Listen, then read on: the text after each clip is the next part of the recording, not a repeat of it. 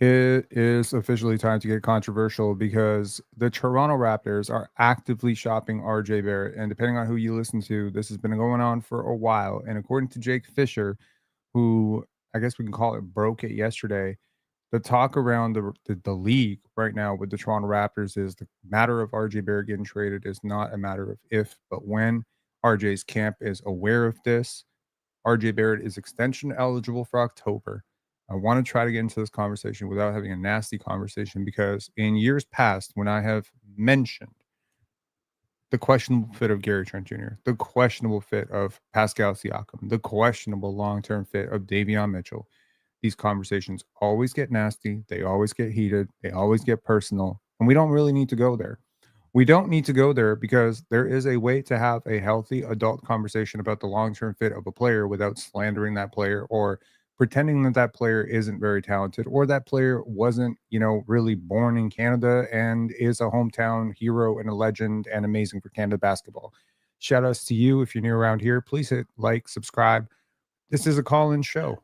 This is a call-in show. So if there are any passionate people who want to make a case for why RJ Barrett is really a great fit in Toronto, why don't you call in and let's have that conversation? I'll lay out a case for why I think he should stay.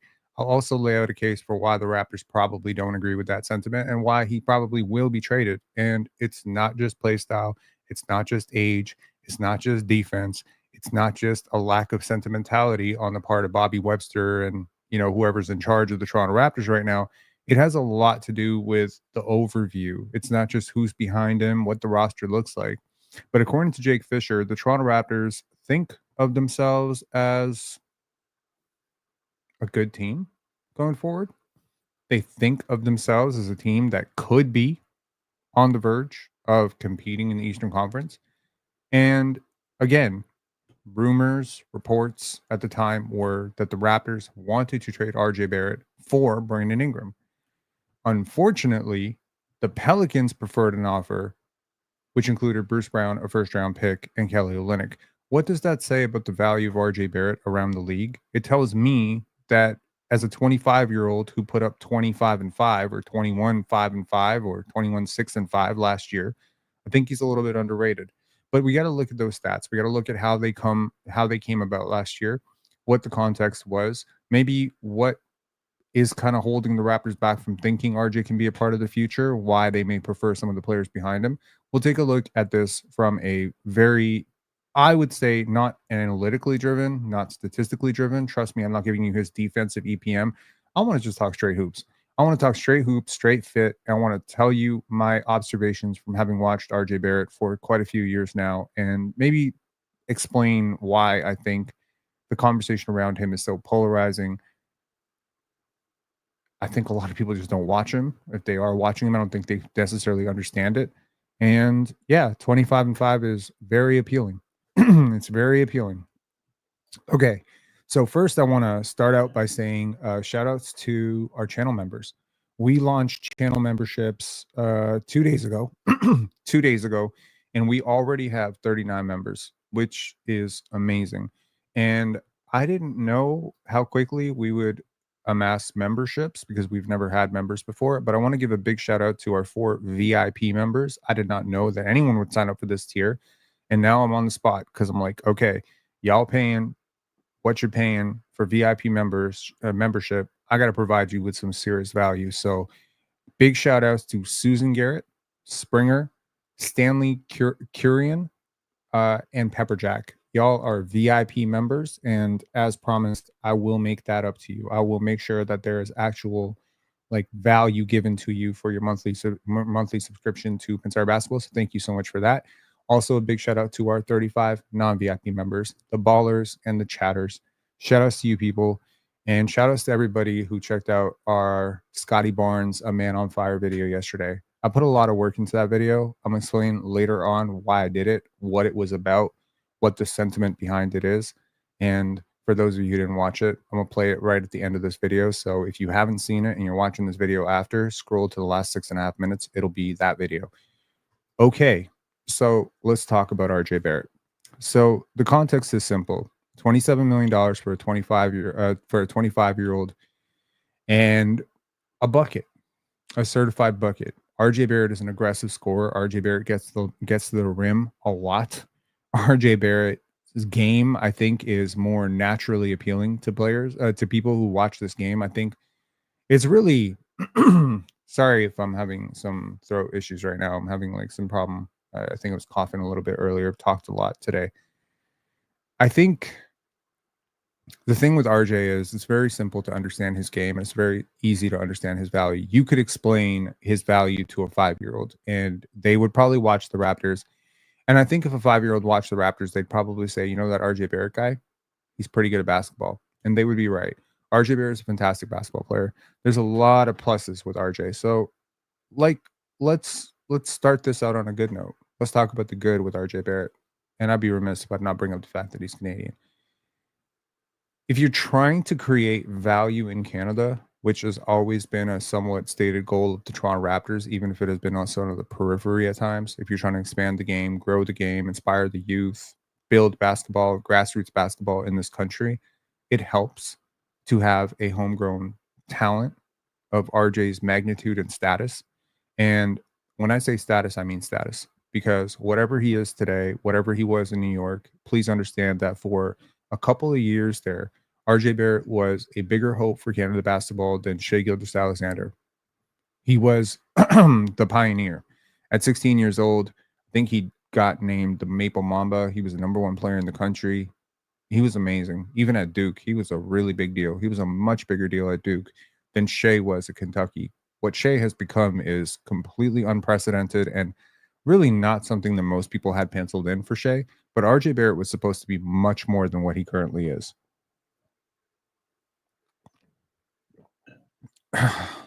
But why isn't he that?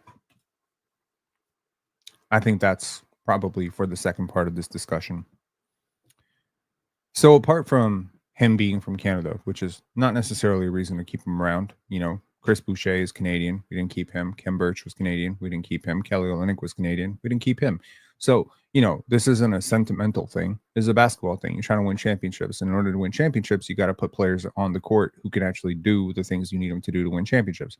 Let's talk about the other thing. He has gotten better in Toronto. I think that's a plus. He's had his best years in Toronto.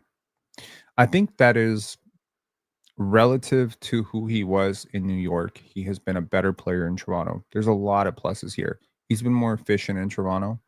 He's grown tremendously as a playmaker in Toronto.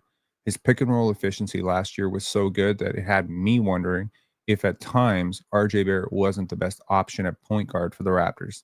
Not something I was saying 2 years ago, 3 years ago, 4 years ago, or 5 years ago. In fact, 5 years ago, I couldn't have dreamt of saying that RJ Barrett could play point guard in the NBA. Right now, I'm thinking he's better than some people you got playing point guard right now. So he's interesting. His playmaking ability, I think he's a smart player. I really do believe that. I believe RJ Barrett is a very smart player. I don't know why sometimes when people talk about him, they present him as almost like he doesn't have high basketball IQ. I think RJ Barrett has fantastic basketball IQ. I think he's a very smart player. I think you can see that from watching him play. If you want to continue talking about pluses, he has participated in a lot of winning in his life. The teams with him in New York did win basketball games. They didn't win championships, but they did win basketball games. It's not like, you know, you brought in a guy who's just a career loser who's always been on losing teams. No, he was a pretty prominent part of those New York lineups. A, they were good. B, they got to the playoffs. And C, he was part of some pretty good defensive lineups, and those defensive lineups occasionally included some other bad defenders as well. So I think he's showing you that at 6'6", while nobody is saying RJ Barrett is a good defender, that he can be good enough to participate in a okay defense to a good defense. I could say if RJ Barrett is on your team, I don't think that precludes you from being a top 10 defense. I think it might stop you from being a top 5 defense, but does his offensive value not hold some merit? He's a plus rebounder. That contributes defensively. He is 6'6", and he is strong. I think that helps you sometimes, occasionally, you know, especially is nobody's definition of a rim protector or event creator defensively, but he can move his feet a little bit. I think sometimes at least he tries. At least he tries. And from all the conversation last year about like, oh, you know, he wants to make all defensive team, which I mean, miss me with that bullshit. He's not going to make an all defensive team his entire life.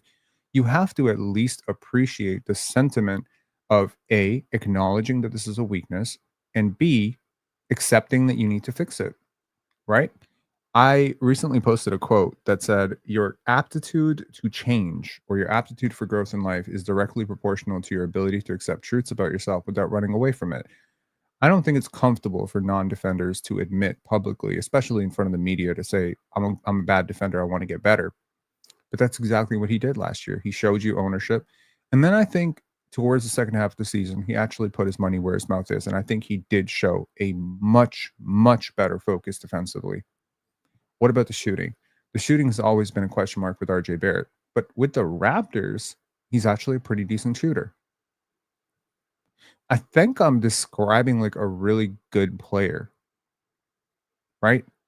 Am I not? Am I not describing like a really good player? I'm describing a guy who averages 25, 21, 5, and 5, or 21, 6, and 5, is getting better defensively, owns up to his weaknesses, is a very good playmaker for his position, if not great playmaker for his position, if you determine his position to be small forward. And he's 25 years old and is a homegrown talent. I totally get why you are against the idea of trading RJ Barrett. If you're one of those people who's just like, RJ Barrett needs to stay, fuck everybody else, I kind of get it. If you're one of those people that thinks RJ Barrett is better than Brandon Ingram and Scottie Barnes, I don't completely get that. But we'll get to that when we talk about the weaknesses. But these are all like really positive traits. Upside, work. I didn't even talk about the work ethic. From those around the team that would know, they say RJ Barrett's a really hard worker. Clearly would have to be if he's, and I also will say adaptability is an important skill set in life, especially when you are not the top option, which he's not the top option, and he's never going to be the top option in the NBA, per my estimation. He has adapted his game. There's a lot of first option shit that's been sort of stripped out of his game. If you watched RJ Barrett at Montverde, you definitely saw a lot more, inefficient mid-range stuff. Even if you watch the first few years in New York, where there was still that illusion that, hey, this guy could be our superstar, there was a lot more of that self-creation in the mid-range stuff. But if you watch his first 33, 35 games with the Raptors, there's a lot more off-ball stuff. He's playing more within the offense. He's playing more in transition. RJ Barrett's really good in transition. You want to run fast with Scottie Barnes? Give him a wing to run with like RJ Barrett. Bonus, it kind of helps when your wings are not just run dunk athletes and rim runners and athletes, but rather your wings can also do some creation. I like the idea of putting the ball in RJ Barrett's hands and having Scottie Barnes run the wing with him. And I also like flipping that. That's pretty cool. Cool. We talked a lot about spacing in previous episodes. We talked about the most efficient zone in the NBA being the rim, how everything in terms of spacing is designed to get players to the rim. RJ Barrett is awesome at getting to the rim.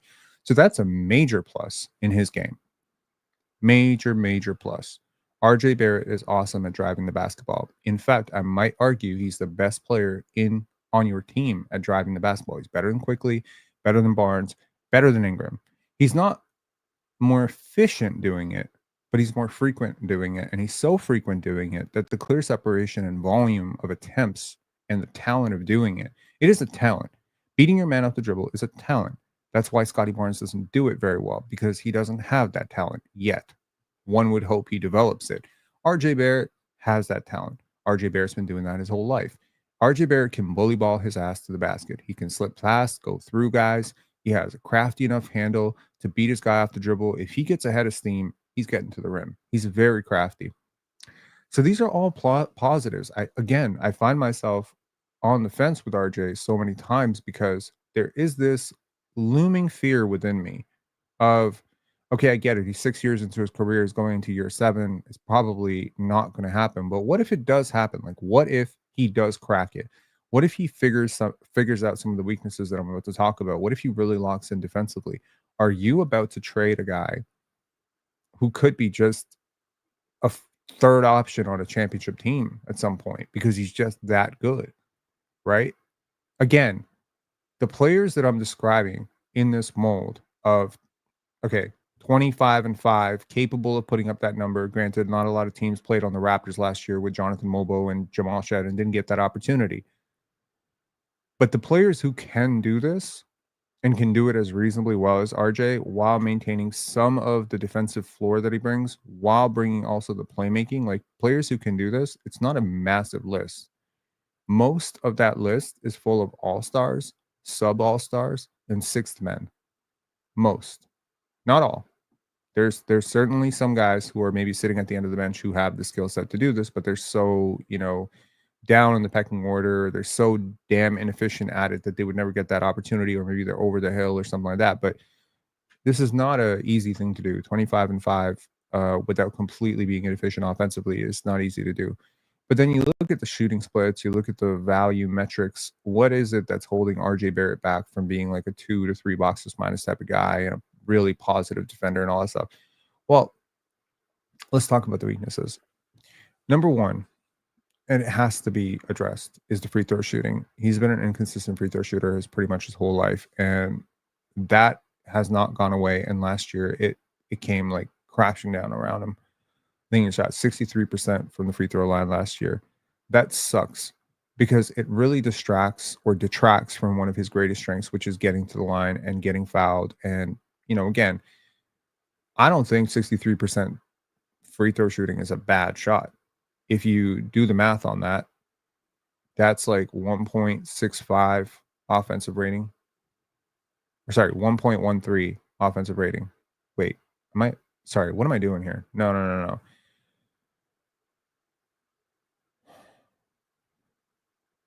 Yeah, it is 1.13. What am I doing here? So that's not bad. That's not a bad shot necessarily. That's definitely more than a mid-range gets you. But that's not typically what a free throw shoot, or that's not free throw shooting from a guard. That's not usually what it gets you. It's definitely not like great, right? What about the rim? He gets to the rim a lot, right? But he shoots really bad percentages when he gets there.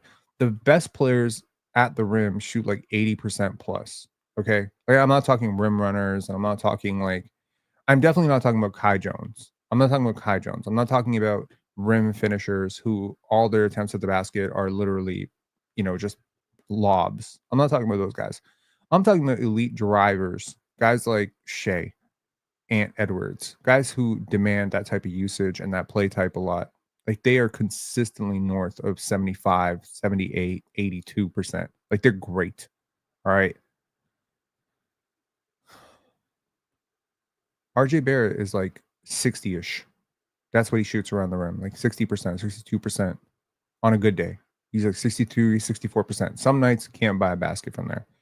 So he's so great at doing this one thing. That's his superpower. Getting to the rim, getting to the line, getting fouled, driving the basketball. This is a superpower. But him doing it yields less efficient offense than most players doing it. It's hard to shoot as poorly as he does around the rim. I don't think people realize how many shots he misses. Why does he miss so many shots at the rim? Part of it is athleticism. Part of it is seriously just athleticism, size, length, vertical pop. He doesn't have it. He can dunk. Yeah, you've seen some RJ Barrett dunks, but he's more often than not a below the rim finisher. I think length bothers him a lot. I think the Raptors are correct to not want to build an offense around RJ Barrett precisely for this reason. If you want to look at elite rim finishers, I don't think Scottie's an elite finisher. He's way better than RJ Barrett because of size, touch, whatever you want to say. Brandon Ingram is elite. In this zone, Brandon Ingram is very, very good. He may not be the best in the league. He's not close to the best in the league, but he is the best the Raptors have. In terms of finishing around the basket, the technique and efficiency of a Brandon Ingram combined with the free throw shooting of a Brandon Ingram really does make RJ Barrett very redundant on this team. So there's like the first big point against RJ is the thing that he does well, he does not do well enough.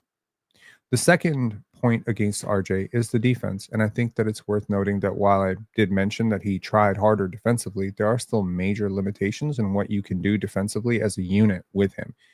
This reminds me of a debate that happened 2 days ago on Player's Choice, and I'll refresh your memory if you weren't there, in which I said that if you replace Luka Doncic on the OKC Thunder with Shai Gilgeous, if you replace Shai Gilgeous-Alexander with Luka Doncic on the OKC Thunder, they wouldn't be a great defense anymore. Now, this got a lot of pushback. It's kind of going viral on X right now. Real Talk crashed out on me, screaming like I'm semi-stupid or whatever. But I genuinely do believe this, and I do think Luka is probably a better defender than RJ Barrett. The reason, and the analytics would back that up, and a lot of things back that up, that Luka's not nearly as ass defensively as guys like Anthony Simons, Trae Young, guys like this. RJ Barrett is a lot closer to bad than he is average. And Luka is probably closer to below average than he is to good. But Shai is good, bordering on great. And I think that it's difficult to just swap out one defender for another defender without completely changing the context of how you play defense. And I think that that is where the RJ Barrett discussion should be. If he's on your team, there's limitations to what you can do defensively with him. And there's a lot you have to do for him to compensate for him. I think it's worth saying that at some point I must do a defensive video. Maybe it'll be a members only video or something where I really, really get into the nitty gritty of film or something. Maybe it'll be members first. I don't know. I'm thinking of ways to add value for members, but my view on this is that defense is fundamentally misunderstood because we've over stress or over index for on ball defense way more than we should. Which is to say, when a player has the basketball, we really hone in on the guy who's guarding him. And we don't hone in on the other four defenders. What makes RJ Barrett weak defensively is quite a few things, actually. One, positional versatility. There's a limited number of players that on any given basketball court, on any given game, that he can stay in front of, that he can guard. He cannot guard really quick twitch guards. So if he gets switched on to a Tyrese Maxey, you're dead. He cannot guard bigs. Despite his strength, he does not have the length to guard bigs. So unlike wings like Ochai Agbaji, Shai Gilgeous-Alexander, Jalen Williams, if he gets switched on to a power forward or a center, it's probably going to be lights out. So you're limited to, he has to guard twos and threes in order for him to be effective. That's the first thing. The second thing is he doesn't have a lot of value in space. So you have to sort of simplify the defense a little bit, protect him, insulate him a little bit. He's not guarding the toughest matchup on the other team. He's not a defensive stopper. So again, what is the gap between an RJ Barrett and a Herb Jones? It is tremendous because on the one hand, it's a defender that you have to hide. On the other hand is a defender that can hide you. Like, again, it's like, put it this way. I can carry you to the top of a mountain, right? My back may break in the process, but we can both get there. But I still know I have to carry you occasionally, right? It's harder for me. We may both get there. We'll get there a lot later. We'll be a lot less efficient. I'll be a lot more sore, but we can technically both get there. That's a little bit like RJ Barrett. A little bit. He is the worst defender in the Raptors starting lineup. I would argue it's not really that close between him and Brandon Ingram and Emmanuel Quickley. I think there's a decided, like, an obvious pecking order there. I think Quickley's priors defensively give me more hope for him progressing, especially that he's getting a lot stronger this offseason. I have hopes for Emmanuel Quickley being a positive defender. Brandon Ingram is a mixed bag. It's always been a mixed bag, but he has talents defensively, and at the very least, he's 6'9" with 7'3" wingspan, and he has some value protecting the rim. There's also the other thing with RJ, which is the off-ball value. Again, size, length can limit you away from the basketball too. Not only are you less capable of denying passing angles, not only are you less capable of blocking passing angles. I want you to imagine, for instance, that RJ Barrett is switched on to Luka Doncic. Does he have the size and length to bother Luka's pocket, like passing vision? Can he block it the way that Scottie can, the way that Brandon Ingram can? Can he do that? Now, I'm not saying that Scottie can stop Luka. I mean, he probably has a better chance than anybody on this team, but he can bother Luka. He has the strength to push Luka away. He has the lateral quickness to stay with Luka on the first dribble. Maybe he'll lose him on the second dribble, but then he has the length to recover.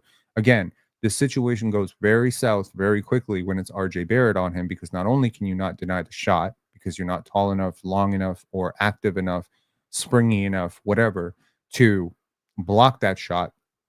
You don't have the lateral quickness to stay with him. You're not consistently locked in, which is why I was so encouraged that he was. You don't have the length to recover, the shot blocking, athleticism, vertical pop to recover. You don't rear contest well. And Lord help you if somehow you get cross matched onto a big in this process, you're not a shot blocker at the rim. There's a very limited a number of things you can do with him. In a lot of ways, he plays a lot smaller than 6'6".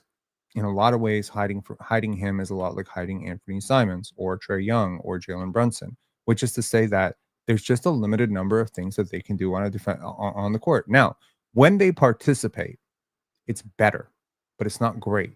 When Jalen Brunson participates, when Luka participates, and Luka is a better defender than these guys, but let's just put Luka in this conversation. When these guys participate, it's a lot better than when they don't participate. A player not participating looks like them not getting back on defense, them not rotating, them not agreeing to the scheme, them not even trying to contest, them not boxing out. Yeah, this is impossible.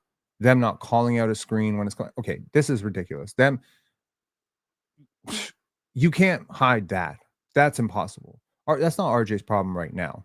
Like last year, I saw RJ really dial up, but even dialed up, there are limits to what he can do. Again, what I mentioned, he can't stay in front of a quick guard, cannot guard a big. So you're limited. You're limited in terms of that. But one player being limited isn't a problem. It's everything around him that's also then thereby it's a downstream effect of them being limited. So if he can only do that, there's a limitation to how I can employ my 5-man defensive scheme. But if I replace him with a player who can do things that he can't do, like an Ochai Agbaji, now I'm free to use Scottie Barnes differently, Brandon Ingram differently, right? It allows a lot more creativity when your defenders are not limited. And again, there are some defenders that are very limited, but are at least elite at what they do. I think Rudy Gobert has limitations. I think Rudy Gobert is a lot better at switching than people give him credit for, but he's at least elite at something. An example would be someone like a Jonas Valanciunas is a great example. I think Jonas Valanciunas is a bad defender, but he's elite at something. He's elite at getting rebounds, so I can put him there. But the minute I'm pulling him out of that situation, I'm limited. So I have to develop a scheme. At some point, Jonas Valanciunas provided enough offensive value to, I guess, make you look the other way on the defense a little bit. But as that offensive value becomes more redundant on teams with buckets and scores who can replace some of his offensive value, that defensive efficiency becomes way more glaring, right? To put it into like a really random life example, you know, you may not necessarily have an issue with somebody's political views or somebody's religious views or somebody having a very weird book on their bookshelf. But the more weird things they say, the more that starts to stick out. The more that becomes an issue that you start to hone in on. I don't know if that makes sense. You know what I mean? Like you may not have an issue with the fact that somebody eats like 1p at a time. You go to a restaurant with them, they eat 1p at a time. But then, you know, randomly in the context of eating 1p at a time, they're just like, oh, by the way, my favorite book is Mein Kampf. And then you're like, now the P shit sounds like now I'm really honing in on the piece. That's your favorite book. You might be weird. You know, the RJ Barrett thing is a little bit like that. It's like this one, if he was your star player, if he was driving really efficient offense, I really don't think the defense will bother me that much. He's not so bad that you can't build a good enough defense around him. The question is trying to compensate for your third best player is usually not what most teams do. And this is the big thing with RJ, right? When you're a star player, when you're the Jalen Brunson, the Trey Young of the world, there's no problem in building shit around you. Allen Iverson was not a great defender. He was a good defender. He was not a great playmaker. He was a capable playmaker. But I think the Sixers understood that they had a generational talent. I used the word generational fairly with Allen Iverson. He was truly generational in the sense that I have never seen a player like him. And they believed that they could win with him if they swapped out some of their more offensively inclined pieces to compensate him defensively. They said, well, if he's not going to pass them the ball, you might as well just get a whole bunch of off-ball wings instead of on-ball creators. He's not going to play with the Jerry Stackhouses and Larry Hughes of the world. So let's just get Aaron McKee and Jermaine Jones. Those are the guys he can play with. I don't have a problem with that. It's very similar to what the Atlanta Hawks right now are doing with Trae Young. They know he's not, I mean, he's a good passer, but he's not willing to share the spotlight with anybody. They understand that putting another ball dominant player next to him is not going to yield positive results because he won't do shit without the basketball. And they know that he's not a good defender. So what have they done? They've put Jalen Johnson, Dyson Daniels. All of that is great. The problem here is it landlocks you into a team that has to be built a certain way based on the strengths, the overwhelming strengths of your offensive engine. I don't mind building a great defense around Luka Doncic. In fact, I'd welcome the opportunity. If I could do a draft in the NBA, Luka goes very high. I really don't mind building a great, defense around a Jalen Brunson because Jalen Brunson is awesome offensively and he can give me enough value for me to be compensated for my difficulties on the other end. Again, it's a constant trade-off between offense and defense. Nikola Jokic is not a great rim protector, but he might be one of the greatest offensive players, if not the greatest offensive player of all time. So you know what? I don't mind putting some rim protection around him. We just saw this with the Denver Nuggets. They just upgraded Michael Porter Jr. for Cameron Johnson. Now, if you're a basketball casual, you will never understand that as an upgrade. You'll never understand why would they get rid of Michael Porter Jr. for Cameron Johnson. I guarantee you nobody in the PC chat really gets it. They don't get it because people don't see the value of a Cameron Johnson. They only see the hype of Michael Porter Jr. In a lot of ways, RJ Barrett's a little bit like Michael Porter Jr. Unlike Michael Porter Jr., he is not an elite shooter. So that goes out the window. Your paths to success in the NBA are as follows. Path number 1, superstar. This is the hardest path to go on. You have to be so fucking good. Sometimes people think you're a superstar, and then eventually some period of time goes by and your durability concerns and your efficiency concerns never iron themselves out, and people realize maybe you're not a superstar. Players who followed this path would include players like Pascal Siakam, quite frankly. The Raptors probably, when Kawhi left, thought that they had the next franchise savior. 2-3 years in, they realized maybe he's not a franchise savior. Maybe he's more of a second option. There are many players like this, and we can go down through NBA history and probably find many players who were destined or predestined or anointed, the next coming, and they just weren't that good. Teams realized very quickly that if he's your best player, you're probably not going to win with him. Some people feel that way about Scottie Barnes. The next path is probably a complementary star or a second star, secondary creators. I think these players have a more specified and more narrow pathway to success, which is to say you do need to be able to defer, you do need to be able to shoot. In a good team, you do need to be able to carry a second unit occasionally. So you do need to have that skill set of being able to drive offense yourself, but you also need to be able to play off a star, which is not something that a star needs to do. A star does not need to have great off-ball tendencies. So Luka does not have great off-ball tendencies because he's been a star since he was 17 or 18 years old. He's a lazy cutter. He doesn't do all that stuff. RJ Barrett's greatest, I think the greatest thing I can say about him is he's much better at that stuff than he's ever been before because he's probably, hopefully, been sobered into realizing you're not a superstar in the NBA. You got to do the other stuff if you want to extend your career. But a guy like Andrew Wiggins, initially when he came into the league, people thought he was the next coming. People thought he was, the next Michael Jordan, Kobe Bryant, that type of guy. A couple years in, they kept giving him opportunity. It didn't work out. Goes to Golden State as a third option. Wins a championship. He buys in. Andrew Wiggins is a very different level of athlete and defender than RJ Barrett. He does not possess Andrew Wiggins-like physical gifts.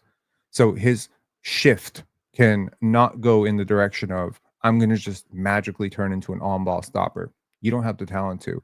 Your shift cannot also go into superstar territory because unlike Andrew Wiggins, you're not some high-flying, quick twitch athlete. No, you're a slow drive athlete. So RJ Barrett's path to superstardom was already way more narrow. But now we're entering a sphere of RJ Barrett's career where he's been given an opportunity to be a sort of second option in Toronto. One could argue he might have been a first option last year, but I would still argue Scottie had the ball a little bit more. Scottie's still more featured. So let's just say he's a 1B to Scottie last year. I don't know if the Raptors walked away feeling like they got positive return on that investment. Even though he did develop, the efficiency concerns are still there. Maybe there's a internal thought of like, is what he gives us offensively worth all of the limitations everywhere else? And then you get into third options. And I think effective third options have to be elite at something. They have to be specialists in some regard.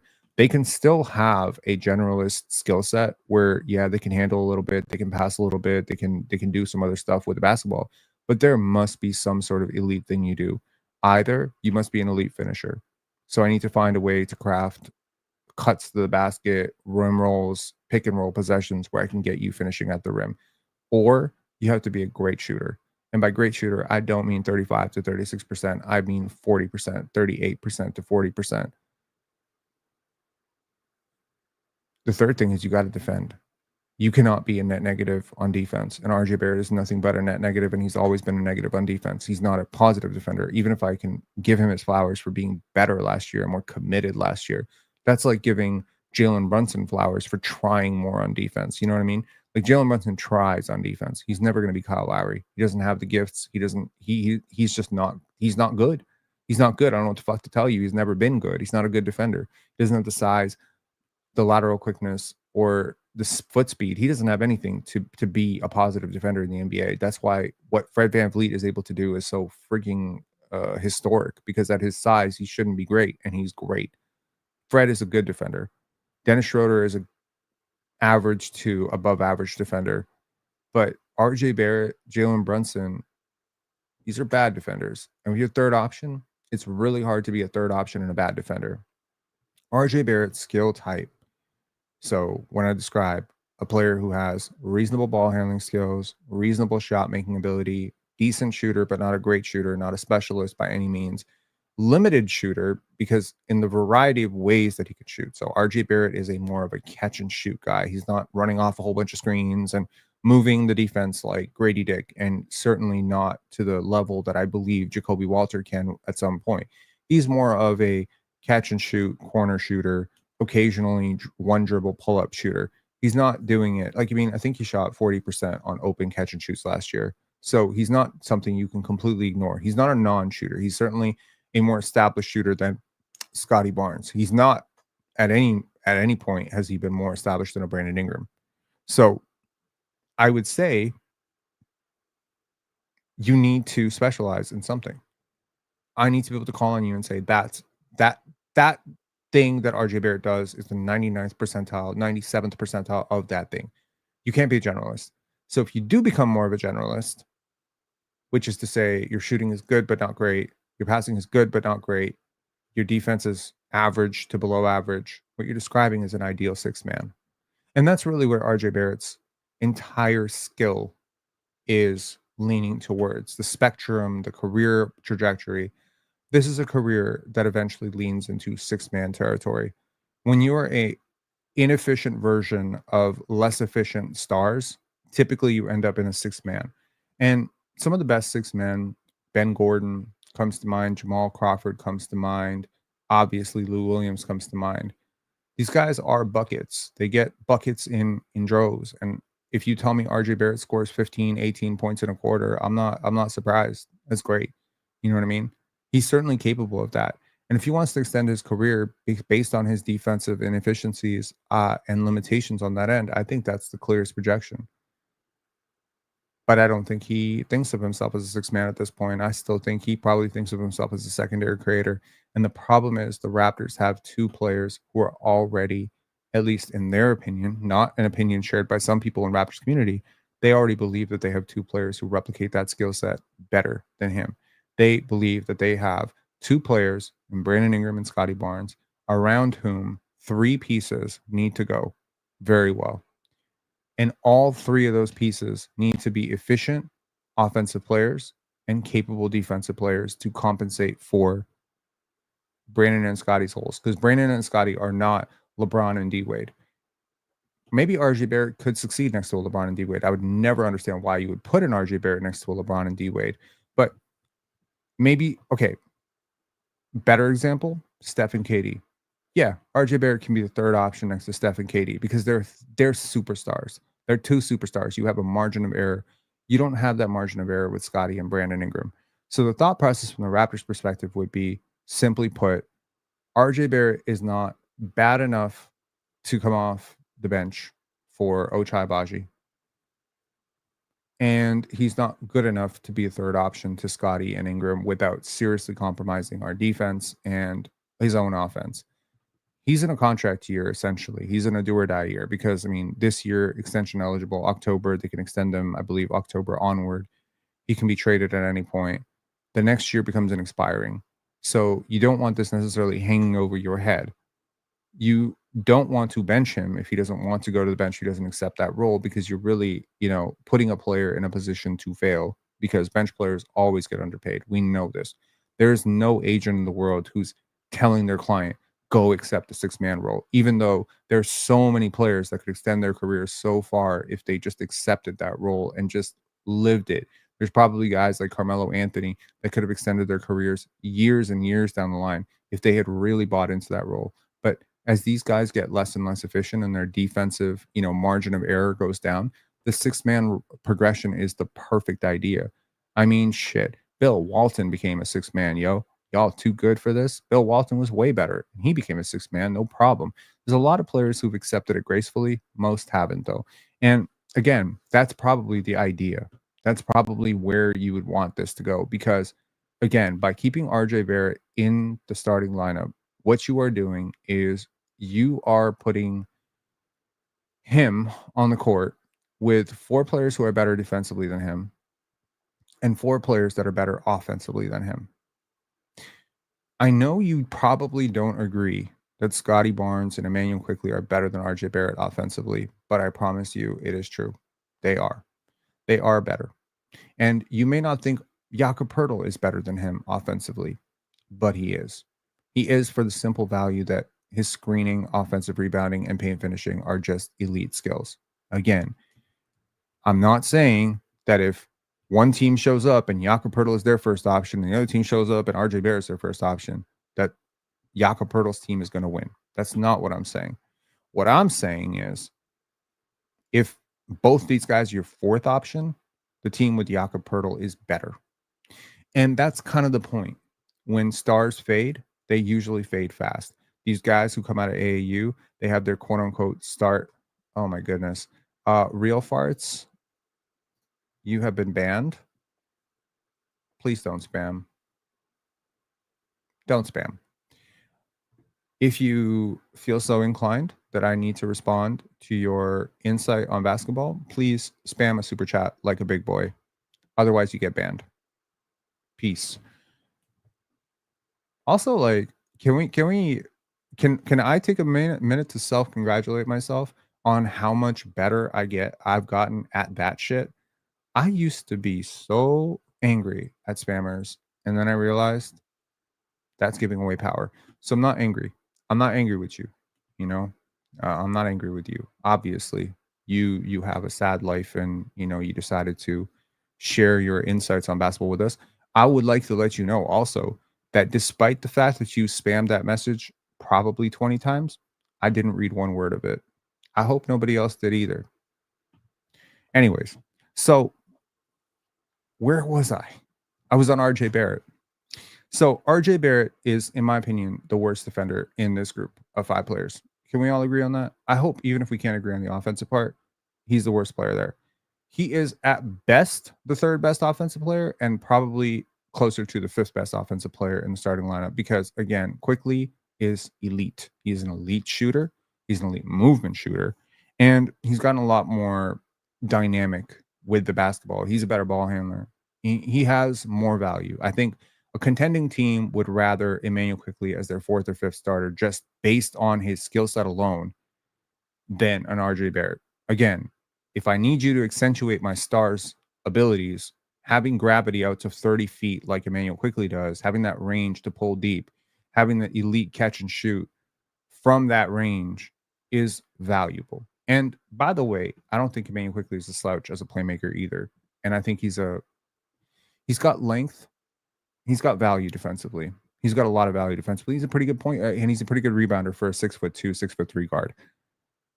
Brandon Ingram, clearly.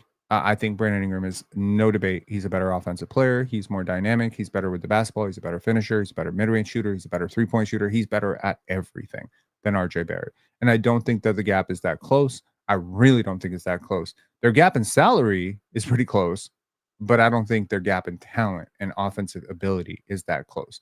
They may both put up 20 points per game, but they're doing it in a completely different way. They're doing it on completely different coverages. I think that that's fair. The Jakob Poeltl thing, again, Yak is limited. He doesn't shoot threes. Maybe RJ Barrett provides more value because he shoots more threes, et cetera, et cetera. But RJ Barrett, and hey, neither one is a good free throw shooter. So how the fuck is, Jakob Poeltl better? Easy. There's the most efficient zone in the basketball court, the paint, and Jakob Poeltl is elite at the paint. And there's also this very underrated skill of screening, sealing, offensive rebounding. Jakob Poeltl drives great offenses in that sense. And I also think positionally, Yak is a really underrated playmaker as a center. And I think he provides a ton of value that way. I'm not saying he's Kareem Abdul-Jabbar. I'm not saying he's a great offensive player. I'm saying he's good enough, man. Yak is a good enough offensive player to play on a championship Like, if Jakob Poeltl is a starting center on a championship team, I'm assuming the other four players are great, but I'm not shocked by that. I'm like, really? How they do that? No, he can definitely do that. Scottie Barnes. This is the one that I think people probably could debate, actually. And this is coming from the biggest Scottie fan on the planet. Believe me, I'm aware Scottie Barnes has some serious deficiencies offensively. He's not as good a shooter as RJ. His role was very different in terms of the types of shots he took. RJ was taking a very different variety of shots. But I would say both of them had a very difficult job last year. I think, what RJ played without the two players he needs the most, right? He played a tremendous number of his minutes without Emmanuel Quickly and Jakob Poeltl. What's interesting, by the way, is I think those two players help him a lot. Yak can help with the screening. IQ can help with the spacing, can also take some load off of him as a creator. Is there a possibility that RJ Barrett had like one of the hardest roles on the team last year, and he, despite that, performed pretty admirably? And maybe he's not nearly as inefficient as we think he is around the basket. Maybe. Playing with Orlando Robinson is a really different equation than playing with Jakob Poeltl. So I think to the people who think we should wait and see, there's a value in that. But I'm saying generously, he's the third best offensive player and the worst defensive player, and that's not a recipe for we need to extend this guy. That's at best. At worst, he's the fifth best offensive player and the fifth best defensive player, at which point he's your worst offensive player and worst defensive player, which is to say biggest liability offensively because he can't finish. And he doesn't shoot free throws very well. He doesn't have a lot of off-ball gravity, even though he can cut. He's not the most efficient finishing off those play types. Even though he can shoot, he's not shooting in a dynamic way, nor is he as efficient, nor is he as good as some of the players behind him. Ochai, Jameson Battle, Grady Dick, Jacoby Walter, literally 4 wings behind him. You can add Colin Murray-Boyles to that as well as a 3-4 who could probably play some of the minutes RJ is playing, who provides tremendous value defensively. And then, of course, he's not as good as any of those players defensively other than Grady Dick, who has his own problems and probably deserves his own fucking show. So that's the conundrum, right? He's really like even if you want to compare him to a player that he's often been talked about being traded for in Malik Monk has elite skills, yo. Malik is an elite shooter and Malik is an elite half-court passer. If RJ Barrett could get to 40% three-point shooting on dynamic volume from three, which is not to say like just catch and shoot, but like transition, pull up, movement, if he can get to that, I can see the value actually. I really can. If RJ Barrett was a better athlete, if RJ Barrett was a better finisher, Malik is a pretty good finisher inside. If RJ Barrett could shoot 75% at the rim, we are not having a conversation about trading RJ Barrett. My only conversation is how do we extend this guy? If RJ Barrett is an 80% free throw shooter, again, it's just an equation. It's a fine line. When I say first option, second option, third option, fourth option, etc., every fucking inch you go down this totem pole, the margin of error shrinks and shrinks and shrinks. OG Anunoby cannot be lazy on defense, or OG Anunoby will not fucking play. Jalen Brunson has a lot of leeway defensively. He can have a bad defensive series and he's not getting benched because he provides too much offensive value. He drives too much offense. Mikal Bridges has a different leash than OG, who has a different leash than Josh Hart. They have different roles, but in the roles, they also have a different context and different leeway. RJ Barrett has no leeway. He cannot be a 34% three-point shooter or 32% three-point shooter for a month. Otherwise, he is simply put sucking away space. It just so happens that the Raptors also have a very weird fit around him. When I said Steph and KD would be a team that I could put RJ Barrett on, what I'm really saying is two great high volume 3-point shooters can provide the types of pockets of space you would need to maximize him as a driver. What you have right now is a center who doesn't shoot and two players who play with him in the starting lineup in Scottie Barnes and Brandon Ingram, who occupy the mid post a lot. If you are watching Scottie Barnes practice videos and training clips that he's been posting, he's taking a lot of threes in these videos, but he's also doing a lot of work in mid-range pull-ups, bro. I think that the people who think that Scottie's just going to fade into a third option, catch and shoot shooter, and Brandon Ingram's going to drive all the offense are sorely mistaken. I think it's the opposite. I think the Raptors really do think Scottie's going to take a leap as a mid-range scorer, and that Brandon Ingram and Grady Dick and these dudes that they're putting around him can actually create the opportunities for him to attack more cleanly in these situations, and will allow the defense to gang up a little less. Even if Brandon Ingram is the more talented scorer, I don't think that is going to necessarily deter the Raptors, and specifically Darko Rajakovic, who, to some people's chagrin, is Scottie Barnes' biggest believer. You don't go from he's the next Nikola Jokic, he's going to be the face of the league, to hey, go stand in the fucking corner like you're Andre Iguodala. You're not coming off that shift. And I can tell you, without getting too detail oriented about it, that I don't think that Scottie Barnes is preparing for this season the way that he prepared for his All-Star season.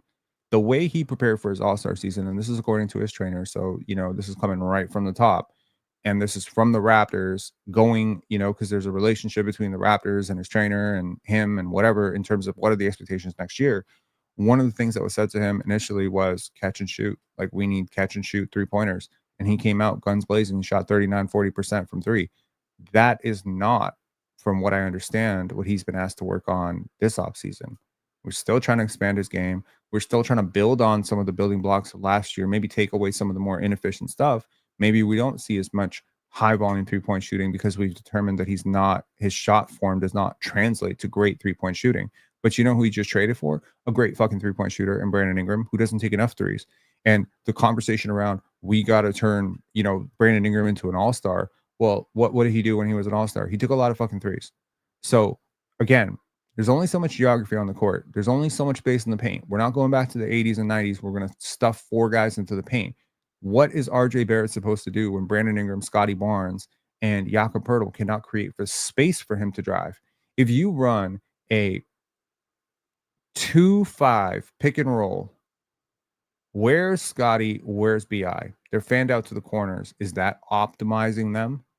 In order to feed RJ Barrett pick and roll possessions with Jakob Poeltl, where is Immanuel Quickley, who is better at this than RJ Barrett? Even if RJ Barrett provided a ton of value as a driver in pick and roll, he does not have the ability to stretch the court 30 feet to create wider angles for everybody else, because that's something that Immanuel Quickley can do.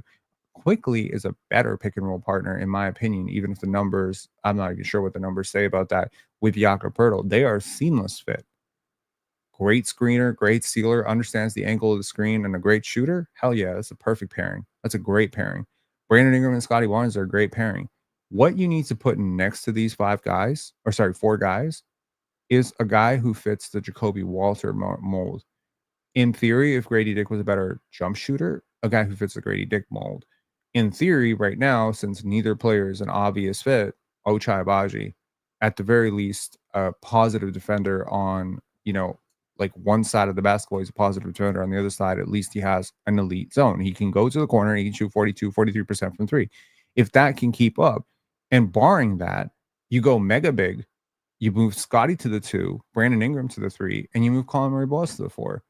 I think if we want to boil down the RJ Barrett discussion to one very simple thing, they probably don't think he's worth it. They probably don't think he's worth the money. And the fact that he hasn't been traded, it shows me that other teams probably agree with that. He's probably not going to get traded for the type of value that you think you're going to get for him. If you're expecting first round picks, if you're expecting that stuff, I don't think that's going to come. So moving on to the next part of the Jake Fischer part, the Jake Fischer interview, which is where he said, hey, if the Raptors, I mean, again, I'll pull it up exactly because I don't want to misquote him, but he said that if things go as planned for the Toronto Raptors, that they will be buyers at the trade deadline and that RJ Barrett is the obvious piece to move. What is that telling me? That's telling me, one, the Raptors are high enough on their team that they're willing to buy at the trade deadline means they're probably high on their position in the East and probably identify correctly, in my opinion, that there is a window of opportunity that may close at any minute with this Eastern Conference that is bigger today than it might be a year and a half from now when Tyrese Halliburton and Jason Tatum come back. Who knows who drafts who wins the draft next year? Shit. You know what happens next year if Indiana wins the draft? Or if Washington wins the draft or Charlotte wins the draft? All these terrible ass teams are going to be in the fucking lottery, right? And a lot of them are going to be picking high. So if you get Cameron Boozer, AJ Debonsa, and all these dudes that are supposed to be these amazing talents coming into your team, coming into your conference, well, now your window of opportunity starts to close very, very quickly. Not to mention those are high value assets. Who knows when one of them is traded for Devin Booker? So all of that being said, the Raptors may see a window of opportunity if Barnes has really taken a step. And I think from the internal messaging that I've heard, they really do think that this year is a try year, not a contend for championships year, but a see what can be done in the playoffs year. And if, again, new guy in charge, Bobby Webster, it wasn't him, necessarily who made those trades, reinforcing at the trade deadline for Thaddeus Young, Jakob Poeltl, etc. But if history shows me anything, if he operates even 90% the way Masai did, if he was part of those deals, if he was pushing those deals, Lord help me, if he was the one orchestrating those deals and Masai was like, wait, Thaddeus Young, I don't know. Who knows who is in charge? I don't know. Maybe you know. But if history holds correct, I would imagine that the Raptors are going to be upgrading at the trade deadline for what feels like the 5th straight year, right? Last year, they added Brandon Ingram. 2 years ago, they added Jakob Poeltl. 3 years ago, 4 years ago, they added, was it 4 years ago, 3 years ago? Time's running clip. My point is they've gone for upgrades at the trade deadline almost every single year. Almost every single year. They rarely ever sell. They almost always buy. And that's telling me that this team is going to be using this RJ Barrett contract. Now, why trade him now and why not just wait and see? I think most people have that idea of, hey, he's 25, he's Canadian, he's homegrown. What's the worst that can happen? We just wait and see. Well, the wait and see approach assumes that the context he was in last year is better than the context he's going to be in this year. That's the assumption. The wait and see approach is assuming, sorry, it's not assuming that. Sorry, let me backwards. The context is assuming that with Brandon Ingram, he will be at least as efficient, if not more efficient than he was last year, that moving into this role would be a greater exhibition of how he functions as a third or fourth option, as opposed to what no team in the league wants, which is RJ Barrett first option. See, that's the thing that the Raptors maybe didn't think through last year. And they ironically got it right with Pascal. When the Raptors were trying to trade Pascal, what did they do? They stood him in the corner and showed everyone in the league how he would look next to a star. Now, the Raptors' problem at the time was, despite the fact that Scottie Barnes made an all-star team, he's not Trae Young, he's not LeBron James, he wasn't a real superstar at the time. But they allowed Siakam to at least momentarily mimic the role that he plays in Indiana. Unfortunately for the Raptors, he was terrible at it. Couldn't shoot fucking worth the lick. Put the ball back in his hands, evened out his, his value, I guess, through numbers and putting the ball in his hands and put Scottie more in an off-ball role, more of a catch and shoot role. Both players sort of thrive. The team continues to lose. They traded him for 3 picks. The rest is history.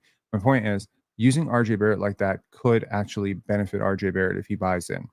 According to Jake Fischer, his camp already knows he's being traded.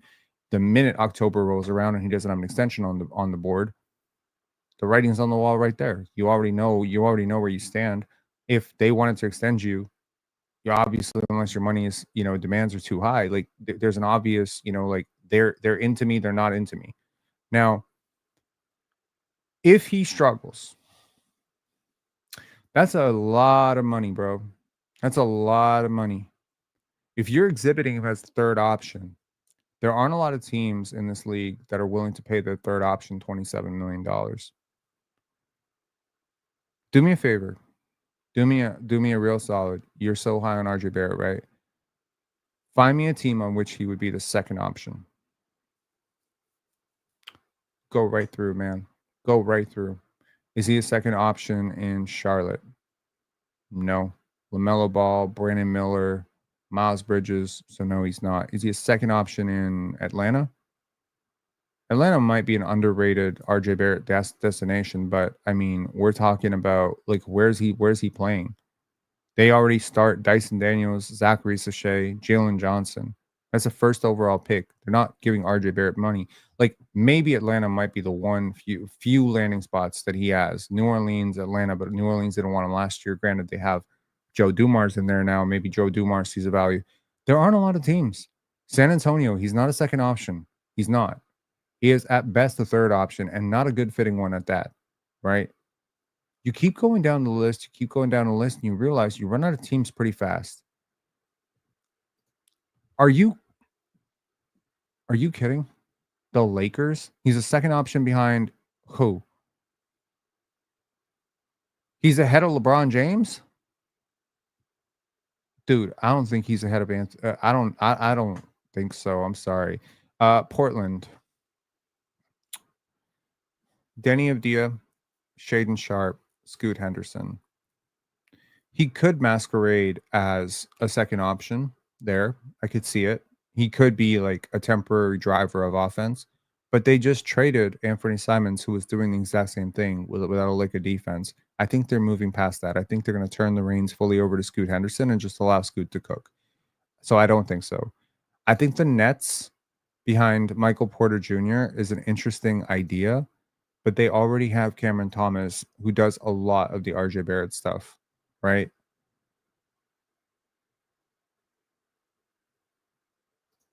He's not a second fiddle. Okay. What teams would need him as a third option? You can go right down the list of third options too. And again, I've already established teams are not looking to pay non-superstars third option, like $27 million to be third options. But I can get behind the idea of RJ Barrett as a third option. But once again, going back to what I said earlier, third options typically need to be positive defenders. So in a lot of ways, there's a group of players in the NBA, and I think y'all remember in like 2014, 2015, we just woke up one day and centers were extinct in the NBA. Like not all centers, but like a certain type of center just kind of went out of fashion and it happened so fast and you saw it happen around the league. And then every team that had one of those guys signed up to like a 4-year deal was just like, oh fuck, what do we do now? We're screwed. I think RJ Barrett's play type has become less valuable in the NBA than it's ever been before. And you can debate the merits of that or the fairness of it and say, well, whatever. Non-superstars who try to play in a superstar ball dominant way, who don't impact the game in the greatest way in the most efficient zones, who don't play a lot of defense, they are not paid 22 million, 27 million. They're paid minimum contracts or veteran minimums, or they're paid mid-level exceptions. The closest thing to RJ Barrett in the league right now is probably players who are being shown that they're not that valuable. Karis LeVert is one of those players that's RJ Barrett-esque. I would argue he's similar to RJ Barrett. Another player you could say is RJ Barrett-esque, although he's younger and maybe has more athletic potential and higher defensive floors, Jonathan Kuminga. Another player would be like a Benedict Mathurin. The contracts that these guys get are good indicators of where the league might be on RJ Barrett. The fact that you could not get, I mean, look, there are a few players that the Raptors tried to trade for a long time and didn't get anything of value back. One of those players was Chris Boucher. The other one of those players was Gary Trent Jr. They tried to trade these two players for fucking years and they couldn't get takers for them. And then what happened? The minute they hit free agency, they became minimum contracts. I don't know why exactly. I mean, I have some idea why RJ is so consistently undervalued around the league, especially by executives, top level executives. I think it's because people understand the analytics of him. I think people understand that the window to RJ Barrett being worth $30 million is so unlikely and so improbable. And the problem is when you have a player like RJ Barrett, it's a little bit like Shedeur Sanders, where the perception of him dominates the reality of him, right? Like, you don't want a distraction here. RJ Barrett, like, walks onto your team, the Maple Mamba, the hype, the first overall, this, the lottery pick. That element of it can cloud people's judgments into how he actually fits in until he buys into a role that is more suited to his actual strengths as a basketball player. It always just feels a little larger than it really is, and it always feels a little bit disappointing and underwhelming. Apart from Fred VanVleet leaving Toronto, I can't think of another starter leaving a team and having a fan base more happy that they left. Now, a part of me, at least when RJ Barrett left and came over to Toronto and he was super efficient, was like, oh my God, this could actually blossom into something amazing. Right? Because he was shooting crazy. Like, he was shooting crazy, blistering percentages. He was shooting great from three. He came in, he was cutting more than he ever had in New York. I'm like, man, one summer, if he comes back with a 40% 3-point shot, look out, because there's a real path to RJ Barrett's success here. I don't know what that path is, but what I do know is the Raptors are taking a major risk playing this out, because if what I'm saying holds true and the team struggles with him and he struggles with the team, you are now holding a player that is not only squandering your possibly limited window in the Eastern Conference, he's also declining his own trade value in the process. You're rolling a dice, you're hoping, you're betting on an outcome that Brandon Ingram plus Scottie Barnes plus, BI plus health plus growth plus RJ, buying in defensively leads to a cohesive unit. But what happens if you start 2-10 and all the analytics and all the data point to the fact that you're a better team when you play Colin Murray-Boyles or Grady Dick or Jacoby Walter or Ochai Agbaji with those starters? Do you just stagger the minutes because of politics and trade value? Or do you make a gutsy decision and put him on the bench?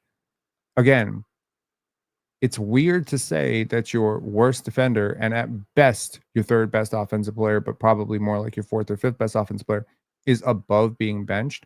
But that's kind of where you are with RJ Barrett because of his ties to Canada basketball, because of his attachment to the team, because of 20 point per game scorer, because of the contract, because of the looming contract, because of the trade value, because of the age, because of the hype.